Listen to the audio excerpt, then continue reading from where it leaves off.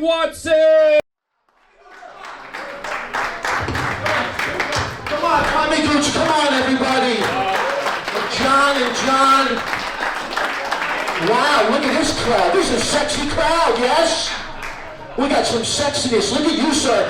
Sexy. Oh, don't you laugh. Sexy. Look at this one in the middle.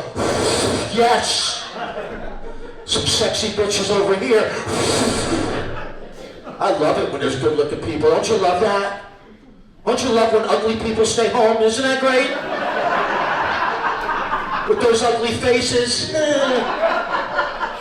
You ever have a good-looking date and someone ugly fucks it up? You ever have that happen? You're having like a good-looking date and someone ugly, hey, what time is it? How you doing? It's time for you to get back in the cave. That's what time it is. This is great. We got judgment. I see the judgment, sir. I feel it. You're judging me. I get a weird look. I'm Italian and German, but I look Chinese. It's fucked up.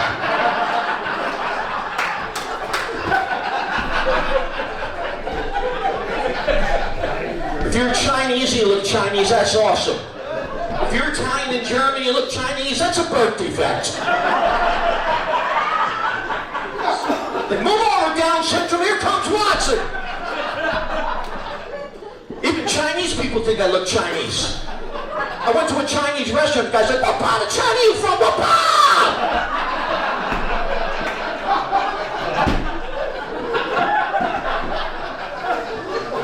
I'm not from China. Don't deny your heritage, what part? All right, you want to know what part of China? I'm from Berlin. That's what part of China I'm from. I'm from the west side. I grew up this way. I got small eyes for an Italian. I grew up this way because I grew up white trash. We have any white trash in the room? White trash? I smell chicken pot pies. I know you're out there. Chicken pot pies is the ultimate white trash meal. And when you're white trash, you don't get good chicken pot pies either, do you know? You don't get the Hunger Man, that's high end. You don't get Marie Callender's, that's fancy schmancy. What do you get when you're white trash? Banquet, thank you very much, Banquet. I knew you were there. 8 of them for 89 cents. They don't even use real chicken. Just pictures of chicken in the paste. Photos of peas and carrots thrown around. And I grew up white trash. Here's the thing though, my mother's out of control. My mother has an English accent for absolutely no reason whatsoever. She's an Italian woman from Jersey, but she would smoke so much that she would choke on the cigarette smoke, and now she has a permanent English accent. You ever hear people when they smoke and they choke on the cigarette smoke? What's going on? What's the deal over here? What's going on? What's going on? That's my mother's accent, so even though we were poor, because my mother, I thought we were wealthy. Because the English accent makes everything sound better, doesn't it? We wake up in the morning at my house, my mother's like, good morning, children! All the welfare checks in. They are excellent. Pull the pinto around front. We're going for a jaunt. Mother, are we going to the park? When you an idiot, we live in the park. We're going for Budweiser. Marlboros and Fritos. We're going to have a white trash continental breakfast. Huzzah! She's out of control, this woman. I'm going to get you. And that's another reason why I got small eyes, because you know what my mother was doing when I was in her womb? Smoking and drinking. My mother's womb was like a happy hour. It's like an old 70s bar. People are smoking, they're drinking, they're dancing, and I'm down there squinting like, oh my God, is that cigarette smoke? Is that Jack Daniels? I'm a fetus!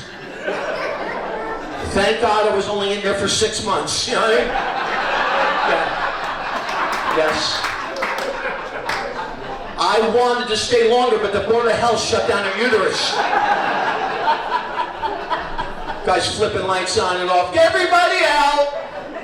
You can be premature, but you're not staying here. Get out.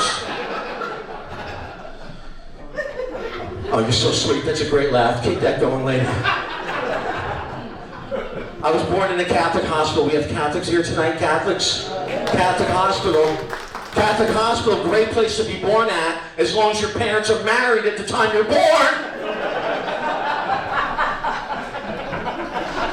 My mother and father were not married when I was born. The Catholics don't like that. The hospital made it very uncomfortable for people who came to visit me. Oh, you're here to see the Watson bastard.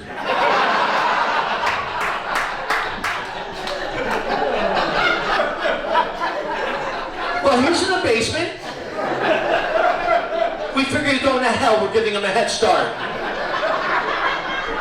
Welcome to St. Joseph's. They wanted to leave the word bastard on my birth certificate. My mother's like, we're not naming him after his father! She's out of control, this woman. I'm not going to lie to you. She ran out of gas. You ever have somebody run out of gas and you have to go pick them up? Isn't that the worst? She's like, come and get me, I've run out of gas. I'm like, how do you run out of gas? When I raise a moron? The gauge was on E, and I went further. Now come and get your mother inside the Willie Starlight Bar and Grill. It's happy, I'm really happy. I go to pick her up. You know what she's doing, sir? You know what she's doing? She's on the bar dancing, smoking cigars, doing shots, and I'm mad. I'm like, Mom, you are a woman. You are a mother. You're supposed to be an example to his children. Oh, look who's chastising me. I will not be chastised by a child born out of wedlock. It's a horrible woman. She is out of control, man. Seriously, like, I'm getting divorced. We have any divorced people here tonight? Anybody divorced? Everybody's married? Plenty? Did you say plenty? It's not easy, man. I'm getting divorced. I learned a lot about marriage. Here's what I learned, that if I ever get married again, I'm going to marry a woman who's already been married. You know why? Because I need a house.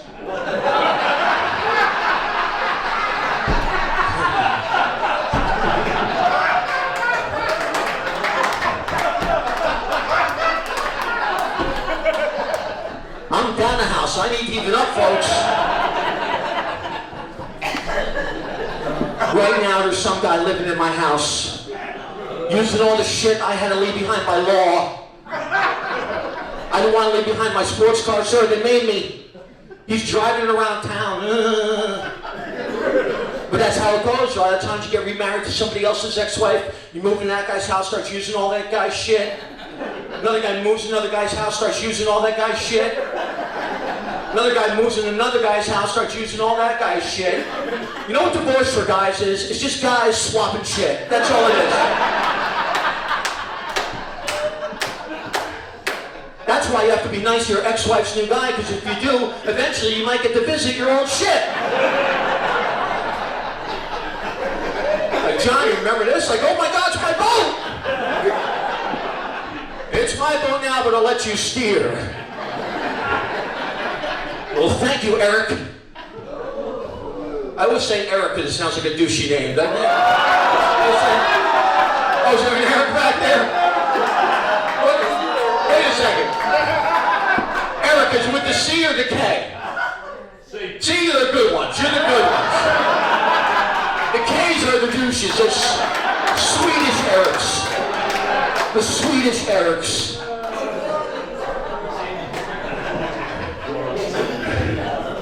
I don't know, I get a lot of issues from women. A lot of women blame me. It might be my fault. Here's what I get from women. Have you ever heard this one? Here's what I get from women. You know what your problem is? You don't listen. And then when you're listening, you're not hearing. Why can't you listen and hear at the same time? I'm like, all right, maybe it's not my fault. Maybe it is. Not every woman I've ever been with could be wrong. So I said, I'm going to start listening and hearing. So I go to the park and I'm hiding behind a bush. And I'm listening and I'm hearing. I hear these two girls talking. And then one girl says to her friend, this guy called me up for a booty call. But I said no. Because A, he lives too far. And B, he's a creep. I'm like, B, he's a creep. Shouldn't that be A?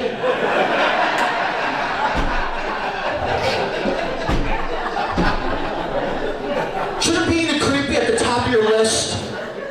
Why you're not going to be with a guy? Because basically this girl was saying, if this guy was geographically more desirable, he'd be in. I was concerned about her safety. I was worried. I walked up and said, Miss, listen, I think you have your A and your B mixed up. But if you don't, then C, I live around the corner. And D, get in the trunk. It's not easy. It's not easy, right? I got hit on by a gay guy, which is great.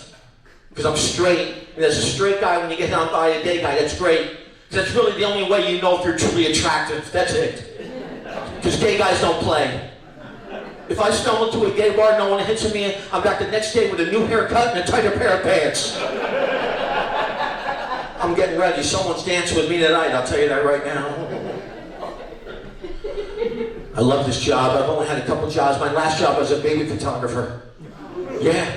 You know what I noticed about that job? A lot of ugly kids running around. Don't they agree? Not all your kids are 10s. A lot of 2s. A lot of 2s. And here's the thing, if you have an ugly kid, don't take him to a baby photographer. Take him to a carnival, get some sketches done.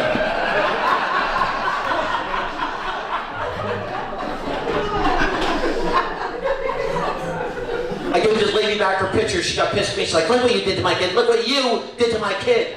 I'm like, look what I did to your kid. Look what you did to your kid. You got the DNA, I got a Nikon. Ugly in, ugly out. If I ever have an ugly kid, I hope I'm honest. I hope I can look at my kid and go, is that him? Woo! You better learn how to fight!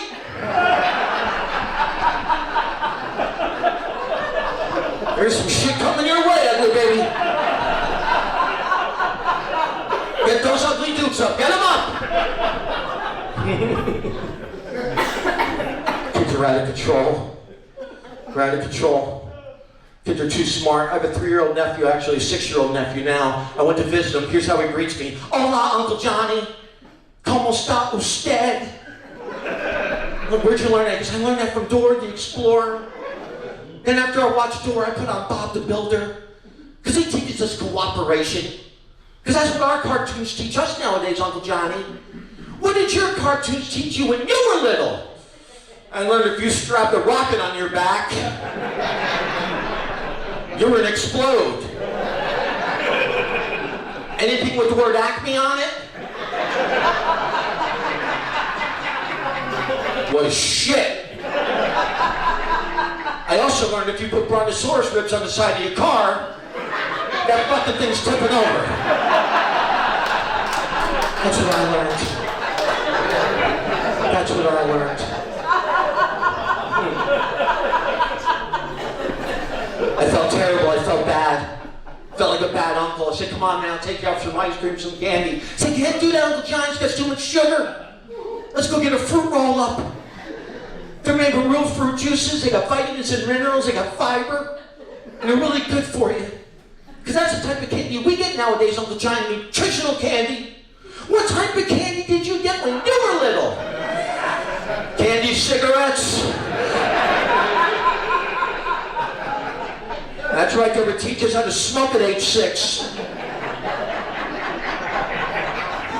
And if you wanted to do drugs, you do that pixie stick dust. Remember that stuff like that?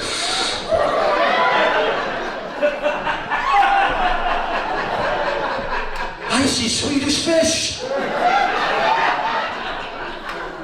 Remember those paper dots, those candy dots? That was acid. Because you had to be on acid to eat those friggin' things. Because you got more paper than you did dot. And that was the only way that we got fiber. That was it. Nobody cared. It's not easy. My best friend just came out of the closet. You ever have somebody come out of the closet? Yeah? Who said, who clapped over there? The pot smoker? The only one who smokes pot, the only one whose friends came out of the closet. I love this girl. It's weird when it happens, right? My friend comes over, he goes, Johnny, I just want to let you know, I'm gay and I'm out of the closet. I'm like, well, what's up with that voice? Oh, it's part of the package. I'm like, okay. He's like, look at me, I got a swish now. Look at that walk. I'm like, shit, sleepovers would have been different if I would have known about that. But he's Muslim too. He's Muslim, so my mother's head almost exploded. Because first of all, she didn't like him because he was Muslim. Now he's gay. It's like that was a double whammy. My mother was like, "Oh my God! First Muslim, now he's gay." Ooh.